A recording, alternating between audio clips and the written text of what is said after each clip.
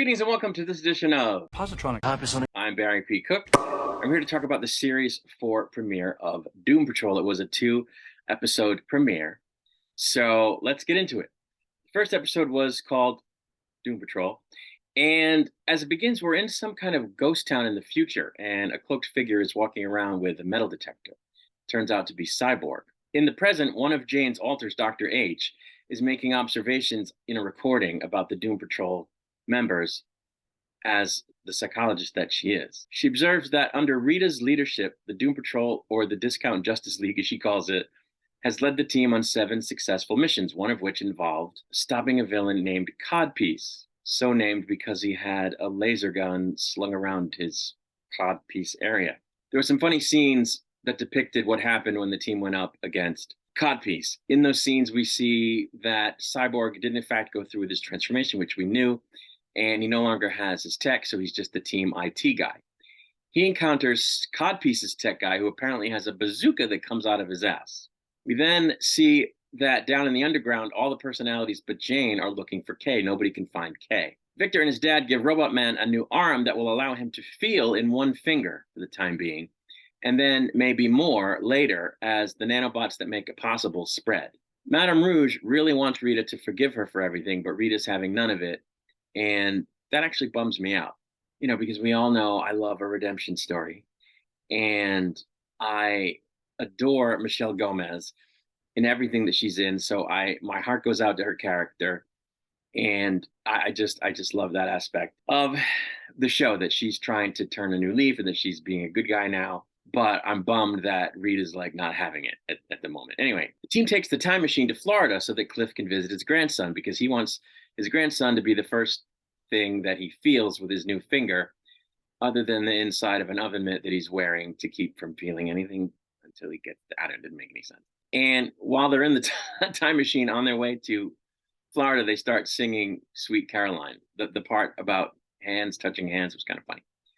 Somehow, though, while they're in transit, a woman that the team is familiar with is floating around in the time stream and smacks into the side of the time machine. And it turns out that she's the woman that fell into Madame Rouge's time hole when she first arrived in town last season. But this, of course, sets the time machine off course, and they end up in 2042, which is the future that we saw in the beginning of the episode, which is a literal post-apocalyptic era. They go to the team mansion in the future, and Cliff grabs some food that was laid out in a trap, and it drops a cage on top of them. And then they see that it's future Victor who set the trap. He then begins to tell them about the butt-apocalypse, though I'm not sure why he would tell them anything about their futures. Anyway, it turns out that 2042 Madame Rouge has fallen off the radar. Nobody knows where she is. It also turns out that the other team members are all dead and residing as ghosts in the house. And the team starts to have conversations with their ghost selves. Ghost Rita and Ghost Jane put some of the blame for things that have happened, including Kay's death, on current Jane and current Rita. One for being distracted by her study of the rest, and the other for not being very good at leading. Madame Rouge finds some drawings and notes on a table and seems to see a drawing of some kind of wormhole. Ghost Cliff is reluctant to tell Cliff anything about what happened to his family or himself, but he does reveal at least that Cliff never got to touch his grandson. Larry meets his ghost self, as well as the future version of his internal spirit thing, which I guess is named Keeg, which somehow communicates with the current version of his internal spirit thing, but we don't know what was said. It turns out that 45 minutes before the team arrived at the house, while they were still just walking around in town in the future, CYBORG colluded with the ghost to distract them so he could steal the time machine. The team interrupts him before he can actually do that, though, but while they're confronting him, a bunch of zombie butts show up. The team jumps into the time machine to escape, except for CYBORG, who says he wants to stay because future CYBORG won't go back with him into the ship, but they trick him into thinking he's seeing his dad, and then they grab him and take him with them. Then everybody watches as future CYBORG, aka Victor, gets taken by the zombie butts. Jane suddenly goes back up to the surface to replace Dr. H as the primary. Madame Rouge decides to stay in the house, even though she was thinking about leaving, given what she saw about the future. And this vexes Rita, who wants her gone, apparently. Robot Man vows to fight the butt-apocalypse and then go to see his grandson, as well as that he won't touch anything until he can. We then get a scene with Willoughby, aka ripoff John Constantine, as he meets with a creature called Bunbury, who demonstrates to him and his compatriots that something called Immortus will rise, that a danger called Immortus is coming. And that was the first episode. The second episode of the premiere was called Butt Patrol. It starts in 2016, and in 2016, some guy in a bomb suit is gathering mannequins into a cart in some kind of a cityscape simulation room, and then seemingly replacing them with other ones. He soon realizes, though, that the butts are loose in the room, I guess, and they attack, and he isn't able to escape. Back in the present, there's a team meeting to talk about the impending apocalypse that they saw the future of when they were in the future. Apocalypse being a term coined by Crazy Jane, of course. At the meeting, it is suggested that Rita be replaced as team leader. And when she calls for a vote to see who wants her to stay leader, no one votes for her. But everyone votes for a new leader. And I know it's going to be Rouge. And I'm right. So after an uncomfortable scene where Rita is replaced as leader by Rouge, who is surprised to be chosen, the team goes to the scene. The team says they should go to the scene of the barn that they originally saw the butts in order to eliminate Darren, who is someone that one of them bit when they were zombies and turned him into a zombie. And who I guess in the future somehow bites the butts and they become zombies. Anyway, they think he's the cause of the spread of the infection. But Rita says she's not going to go with them because she's not pleased with their choice of leader. Rouge then tells Cliff she doesn't really need the rest of the team, but she only needs him. The people that created the butts bring in a scientist that they hope can communicate with them and make them obey orders again in the past. Kind of like a butt whisperer, I guess she would be. Larry and his inner energy self are not getting along as Jane is in her room trying to put together a jigsaw puzzle of enormous size that would seem to be important, but doesn't seem to have any edge pieces or corners, which is normally where you start doing a jigsaw puzzle. It makes it easier to do it when you do that.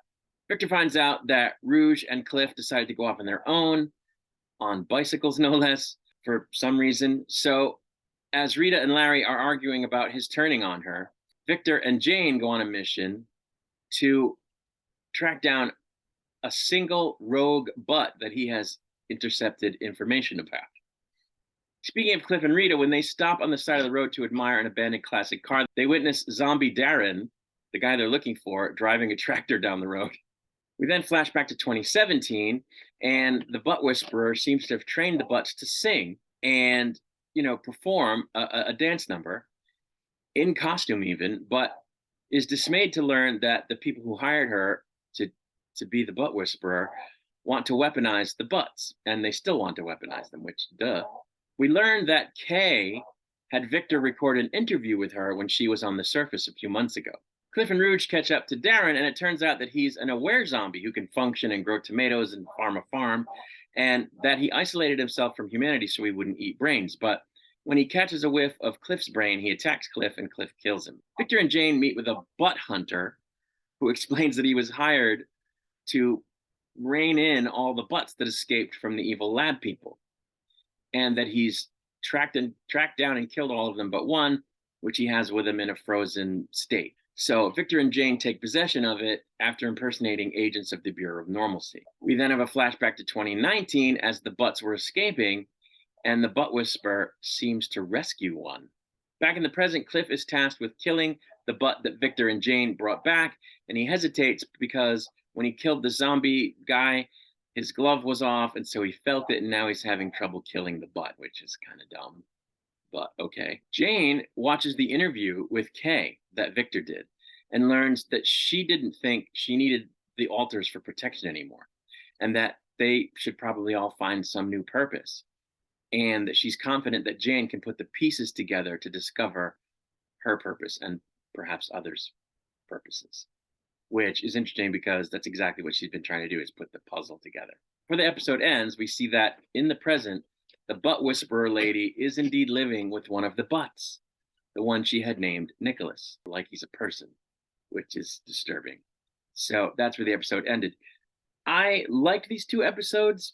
I thought they were pretty good, and I hope the season stays as good as this. I didn't really like the third season all that much because I thought it was weak compared to the first two seasons, which were really well done. I thought that the third season had gone off course and had abandoned a lot of the things about the first two seasons that made them great. I wasn't sure I was going to review this season, but I'm giving it a shot. We'll have to see how it goes as the season progresses. They did show like a trailer for the future of the season, and it does look like they're going to do some interesting stuff with the characters. Like we're going to get to see them as younger versions of themselves, which will be interesting because I guess they're going to start regressing, and the plot involves them having to figure out a way to stop regressing so that they don't regress all the way back to non-existence. So I think that'll be interesting. And of course, the apocalypse thing is still going to be over their heads. They think they've solved it, but no, it's pretty clear they haven't because there are at least two butts that still exist. But I'm optimistic that this season might be better than last season based on these two episodes. It seems like they have more of a direction than they had in season three, which was really just weird. It was just weird and not very good. I didn't think. But whether I review it or not, I'm going to continue watching because I really like Michelle Gomez. I would watch her in anything. And I like what they're doing with her character. She's on a redemption arc, and I want to see that come to fruition. I want to see Rita forgive her. I want to see all of that stuff. And, we'll see if it ends up being any good. That's really it. I'm going to get out of here. I'll be back with more content soon. Until then, I wish you peace and long life.